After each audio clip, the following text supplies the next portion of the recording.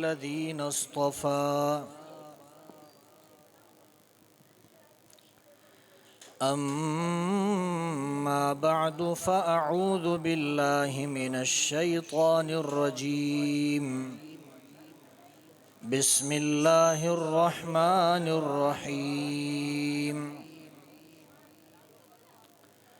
إنا نحن نزلنا الذكر وإنا له لحافظون وقال رسول الله صلى الله عليه وسلم خيركم من تعلم القرآن وعلمه أو كما قال رسول الله صلى الله عليه وسلم۔ انتہائی واجب الاحترام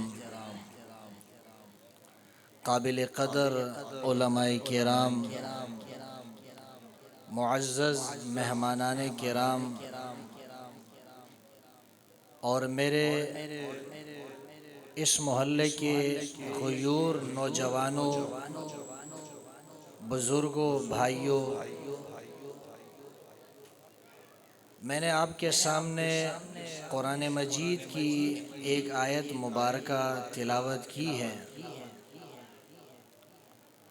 اور گلدستہ احادیث میں سے ایک حدیث مبارک بھی آپ کے سامنے پیش کی ہے۔ سب سے پہلے میں ان طلباء کرام اور طالبات کو اور ان کے والدین کو مبارکباد پیش کرتا ہوں جنہوں نے اس سال قرآن کریم کی تکمیل کی ہے،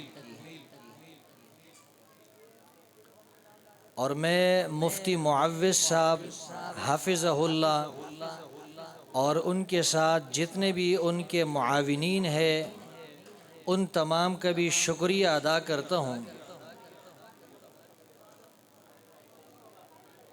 وہ طلباء اور طالبات جنہوں نے قرآن کریم کو مکمل کیا ہے وہ انتہائی خوش نصیب اور خوش قسمت ہیں۔ اس علاقے والوں کے لیے یہ بڑی خوشی کی بات ہے کہ ایک چھوٹی سی جگہ ہے اور اس چھوٹی سی جگہ کے اندر اس سال 21 طلباء کرام اور 24 طالبات نے قرآن کریم کو مکمل کیا ہے۔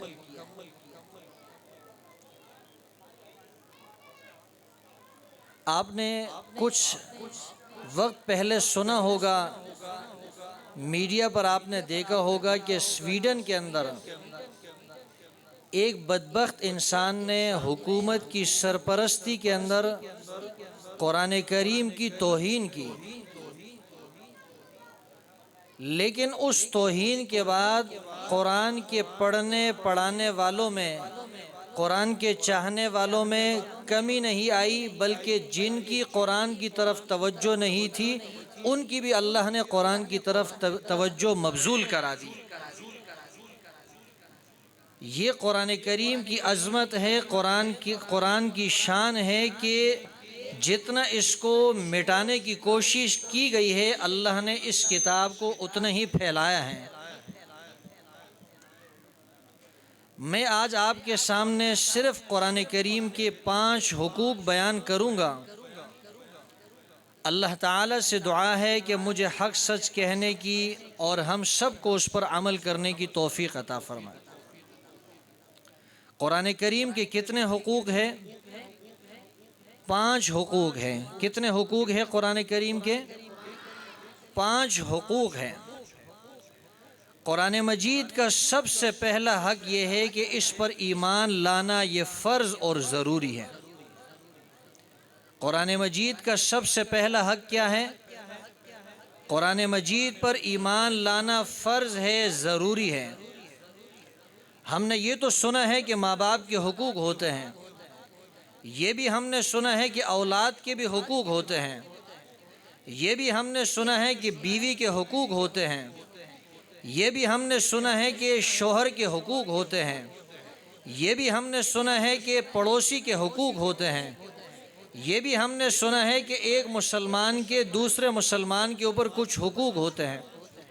جس طرح ان لوگوں کے حقوق ہے، اسی طرح قرآن کریم کے بھی ہمارے اوپر کچھ حقوق ہیں. سب سے پہلا حق یہ ہے کہ قرآن کو دل اور جان سے تسلیم کرنا یہ ہمارے لیے ضروری ہے. قرآن پر ایمان لانے کا مطلب کیا ہے؟ ہم یہ بات تسلیم کر لیں کہ یہ اللہ کی آسمانی کتاب ہے، اللہ نے اس کو نازل کیا ہے. اور کس پر نازل کیا ہے؟ محمد الرسول اللہ صلی اللہ علیہ وسلم کے قلب اطہر پر اللہ نے اس کو نازل کیا ہے. اللہ تعالیٰ فرماتے ہیں وَإِنَّهُ لَتَنزِيلُ رَبِّ الْعَالَمِينَ. یہ قرآن کریم یہ کوئی عام کتاب نہیں، یہ عام صحیفہ نہیں، بلکہ یہ رب العالمین کی نازل کردہ کتاب ہے.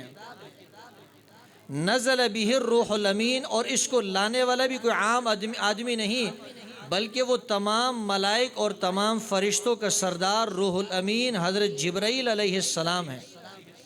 اور فرمایا علی قلبک، اس کو نازل جو اللہ نے کیا ہے کسی عام انسان پر نہیں، بلکہ تمام انسانوں کے سردار، تمام انبیاء کے سردار، امام الانبیاء والمرسلین، سرور کونین محمد مصطفیٰ احمد مجتبیٰ صلی اللہ علیہ وسلم کے سینے پر اس کو نازل کیا ہے.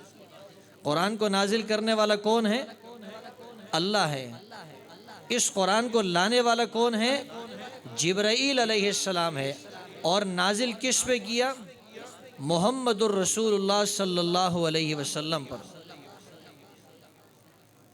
اللہ تعالیٰ فرماتے ہیں آمن الرسول بما انزل الیہ من ربہ والمؤمنون. جب اللہ نے قرآن کو نازل کیا، توجہ چاہتا ہوں، اللہ نے قرآن کو نازل کیا، اس قرآن پہ سب سے پہلے ایمان کس نے لایا؟ فرمایا جس نبی پہ ہم نے قرآن کو نازل کیا اس نبی نے سب سے پہلے اس پہ ایمان لایا، اور اس کے بعد آپ کے صحابہ نے اس قرآن پہ ایمان لایا. قرآن پہ سب سے پہلے ایمان لانے والے کون ہیں؟ نبی کریم صلی اللہ علیہ وسلم اور آپ کے صحابہ. جب صحابہ کے لیے اور حضور علیہ السلام کے لیے ضروری ہے کہ قرآن پہ ایمان لائے، تو کیا ہمارے لیے ضروری نہیں ہوگا؟ کیوں نہیں، ہمارے لیے بھی ضروری ہے کہ ہم بھی قرآن پہ ایمان لائیں. قرآن کا دوسرا حق یہ ہے کہ جب آپ نے قرآن کو اللہ کی کتاب تسلیم کر لیا کہ یہ اللہ کی نازل کردہ کتاب ہے، ذالک الکتاب لا ریب فیہ، یہ اللہ کی لا ریب کتاب ہے، اس میں کوئی شک نہیں، کوئی شبہ نہیں، تو پھر قرآن کا دوسرا حق یہ ہے کہ آپ نے قرآن کی تلاوت کرنی ہے. قرآن کی کیا کرنی ہے؟ تلاوت کرنی ہے. اللہ فرماتے ہیں فَإِذَا قَرَأْنَاهُ فَاتَّبِعْ قُرْآنَهُ. اے میرے لاڈلے نبی، میرے لاڈلے پیغمبر، جب یہ قرآن ہم آپ کے سامنے پڑھ دیں تو فَاتَّبِعْ قُرْآنَهُ، اس کے بعد آپ نے بھی اس کو پڑھنا ہے. قرآن کریم پڑھیں گے کہ نہیں پڑھیں گے؟ قرآن کی تلاوت کریں گے کہ نہیں کریں گے؟ اللہ فرماتے ہیں الذین آتیناہم الکتاب یتلونہ حق تلاوتی. وہ لوگ جن کو ہم نے کتاب دی ہے وہ اس کو ایسے ہی پڑھتے ہیں جیسے کہ اس کے پڑھنے کا حق ہے. آج ہمیں موبائل سے فرصت نہیں، اخبار بینی سے فرصت نہیں، ہمیں جرائد اور رسائل کے پڑھنے سے فرصت نہیں. ہم قرآن کو پڑھتے نہیں، اس کی تلاوت نہیں کرتے. یاد رکھنا جب کل قیامت کا دن ہوگا تو رحمت للعالمین پیغمبر جن کے بارے میں اللہ نے فرمایا وما ارسلناک الا رحمت للعالمین، اے میرے پیغمبر ہم نے آپ کو کائنات والوں کے لیے رحمت بنا کر بھیجا ہے، وہ رحمت للعالمین پیغمبر بھی اللہ کے حضور شکایت کریں گے اور کہیں گے وقال الرسول یا رب ان قوم اتخذوا هذا القرآن مہجورا. اے اللہ، اے پروردگار، اے میرے رب، میری اس قوم نے قرآن کو پس پش ڈال دیا تھا، قرآن کو چھوڑ دیا تھا. لوگوں نے قرآن کی توہین کی، ہم بھی تو قرآن کی توہین کرتے ہیں. ہم نے قرآن کو چھوڑ دیا ہے، ہم قرآن کو پڑھتے نہیں. کیا یہ قرآن کی توہین نہیں؟ ہم سمجھتے ہیں قرآن اس لیے ہے کہ جب بیٹی کی یا بہن کی رخصتی ہوگی ہم قرآن اس کے سر کے اوپر رکھیں گے اور اس کو گھر سے رخصت کریں گے تاکہ ہماری یہ بیٹی جب کسی اور کے گھر میں داخل ہوتی ہے تو یہ برکتوں والی ہو جائے. ہم نے قرآن کو صرف اس لیے گھروں میں رکھا ہوا ہے کہ ہم اس کا تعویذ بنا کے گلے کے اندر ڈال دیں. ہم نے قرآن کریم کو گھر کے اندر صرف اس لیے رکھا ہوا ہے تاکہ خیر اور برکت کا نزول ہو، لیکن غلاف سے اس کو نکالنے کی، اس کو پڑھنے کی، اس پر عمل کرنے کی ہم زحمت نہیں کرتے۔ اس لیے حضور علیہ السلام جو رحمت للعالمین پیغمبر ہے، کل قیامت کے دن اللہ کے حضور اس قوم کی شکایت کریں گے۔ تو قرآن کا دوسرا حق یہ ہے کہ قرآن کی تلاوت کی جائے۔ قرآن کا تیسرا حق یہ ہے کہ قرآن کو آپ نے سمجھ کر پڑھنا ہے۔ میں آخر میں آپ سے پوچھوں گا کہ میں نے قرآن کے کتنے حقوق بیان کیے، نمبر میں گنوں گا، حقوق پھر آپ نے بتانے ہیں۔ قرآن کا تیسرا حق یہ ہے کہ آپ نے قرآن کو پڑھنا ہے، اس کو سمجھنا ہے کہ اللہ نے یہ جو پیغام بھیجا ہے اس میں لکھا ہوا کیا ہے۔ ہم میں سے جس کے پاس موبائل ہوتے ہیں، جب اس کے پاس کسی دوست کا میسج آتا ہے کتنی توجہ کے ساتھ پڑھتے ہیں کہ نہیں پڑھتے ہیں؟ اور ایک مرتبہ نہیں، بار بار اس میسج کو پڑھتے ہیں اور پھر دوسرے دوستوں کو دکھاتے ہیں کہ دیکھو فلاں دوست کا میرے پاس میسج آیا ہے۔ یہ قرآن یہ بھی تو اللہ کی طرف سے ایک میسج ہے، ایک پیغام ہے، ایک خط ہے۔ اللہ نے اس کو ہمارے پاس بھیجا ہے، ہمیں چاہیے اس کو کھولیں، اس کو پڑھیں، اس کو سمجھیں اللہ نے اس کے اندر کیا لکھا ہوا ہے۔ اللہ فرماتے ہیں فَلَا يَتَدَبَّرُونَ الْقُرْآنَ أَمْ عَلَىٰ قُلُوبٍ أَقْفَالُهَا، کیا ہو گیا ہے لوگوں کو، قرآن کے اندر غور نہیں کرتے، فکر نہیں کرتے۔ کیا ایسا تو نہیں کہ لوگوں کے دلوں کو تالے لگ گئے ہیں؟ جب دروازے کو تالا لگ جائے، اندر کی چیز باہر نہیں آتی، باہر کی چیز اندر نہیں جا سکتی۔ جب انسان کے دل کو تالے لگ جائے، اللہ فرماتے ہیں ختم اللہ علی قلوبہم، جب اللہ انسان کے دل پہ مہر لگا دیتا ہے تو اندر کی گمراہی باہر نہیں نکلتی، اور باہر جو قرآن کے اندر ہدایت ہے وہ پھر اندر داخل نہیں ہوتی۔ یہ کیوں؟ اس لیے کہ ہم نے قرآن میں غور نہیں کیا، اس کو سمجھا نہیں۔ اللہ تو فرماتے ہیں وَلَقَدْ يَسَّرْنَا الْقُرْآنَ لِلذِّكْرِ فَهَلْ مِن مُدَّكِرٍ، ہم نے تو قرآن کو سمجھنے کے لیے، نصیحت کے لیے آسان کر دیا ہے کوئی نصیحت حاصل کرنے والا؟ ہے جو قرآن سے کوئی نصیحت حاصل کر؟ اللہ فرماتے ہیں ہم نے آسان کر دیا۔ قرآن صرف علماء پر فرض نہیں کہ علماء اس کو سمجھیں گے، علماء اس کو پڑھیں گے، ٹھیک ہے، علماء مفسرین ہوں گے، محدثین ہوں گے، وہ قرآن کے ماہرین بنیں گے، لیکن ایک عام آدمی بھی قرآن سے ہدایت کو حاصل کر سکتا ہے۔ ایک عام آدمی بھی قرآن کو پڑھ کر اپنے لیے کامیابی کا راستہ ڈھونڈ سکتا ہے۔ قرآن کا تیسرا حق کیا ہوا کہ قرآن کے اندر غور اور فکر کیا جائے۔ جب آپ نے قرآن کے اندر غور اور فکر کیا، یہ ایسی کتاب ہے جو آپ کو مجبور کرتی ہے کہ اب آپ نے اس پہ عمل کرنا ہے۔ اللہ فرماتے اتبع ما اوحی الیک من ربک، میرے لاڈلے پیغمبر جو رب العالمین نے آپ کی طرف وحی بھیجی ہے، اس وحی پہ عمل کرنا، اس کی پیروی کرنا۔ پیروی کس کی کرنی ہے؟ اتباع کس کی کرنی ہے؟ قرآن کی اتباع کرنی ہے، وحی کی پیروی کرنی ہے، وحی کی اتباع کرنی ہے۔ کریں گے کہ نہیں کریں گے؟ قرآن پہ عمل کریں گے کہ نہیں کریں گے؟